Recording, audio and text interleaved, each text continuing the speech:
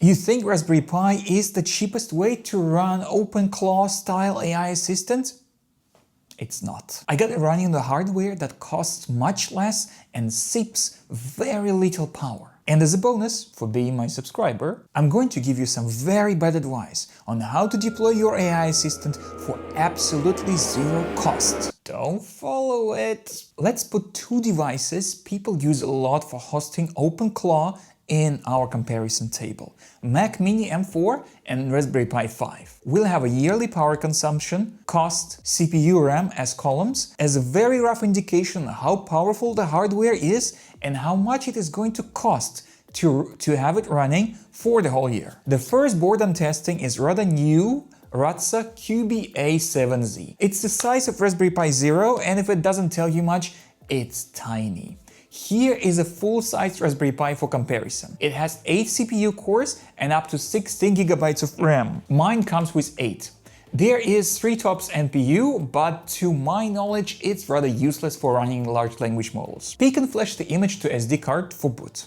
I'll go with extremely unofficial Armbian build, cause I like Armbian. Also, we're going to run OpenClaw on it without any sandbox, so to hell with safety, I guess. I normally prefer headless install for most of my projects, but since I found out that using the browser headless causes troubles with anti-bot filters on websites, this time I'm going to choose desktop image. Once we're done, put the SD card in, connect USB hub, mouse, keyboard and the screen via micro HDMI. Hello Armbian.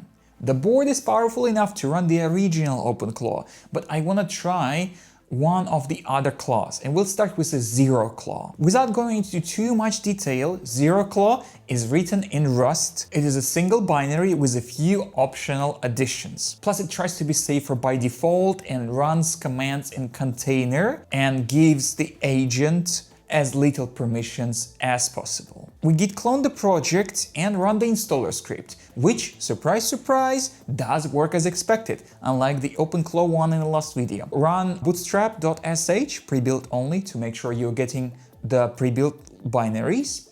And if you wanna be able to run zero claw command from any terminal, and you probably won't, run this command to add binary paths to your bash RC. After that, it's very straightforward. We're just going to do zero claw on board, interactive.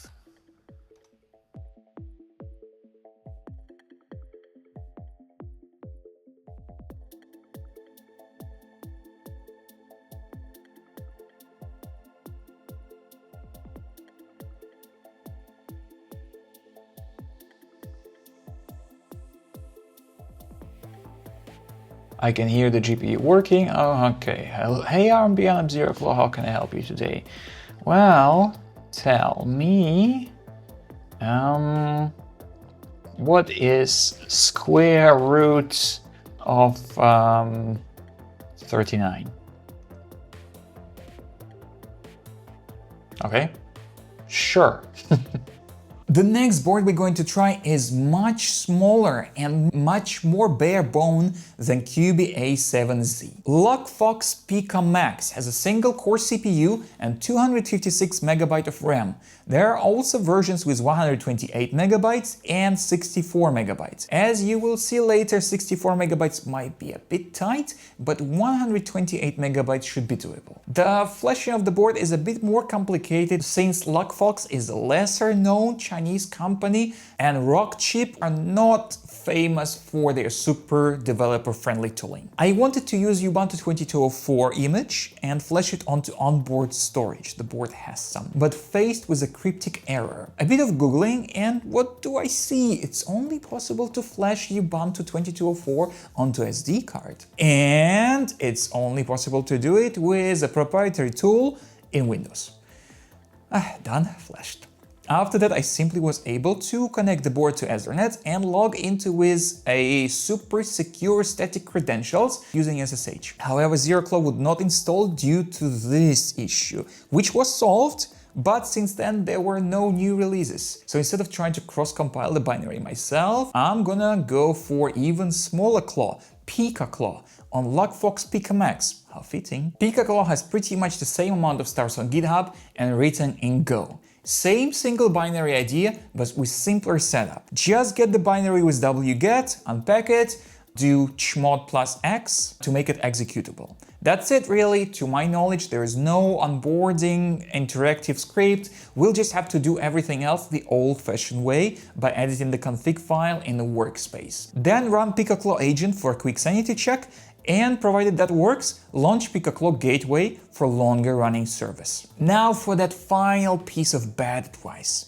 With PiccoClaw and ZeroClaw, you can deploy your AI assistant gateway to always free tier of some cloud VM providers. You can shop around, but I know for a fact that Oracle VM has micro instances available in some regions. Knowing which exact region might require some trial and error and possibly talking to the customer service. Why is that a bad advice? Well, because there's no such thing as free lunch. And if everyone starts abusing the system, there won't be any availability of resources. So only go this way if you want to quickly test something, and remember to terminate the instance afterwards.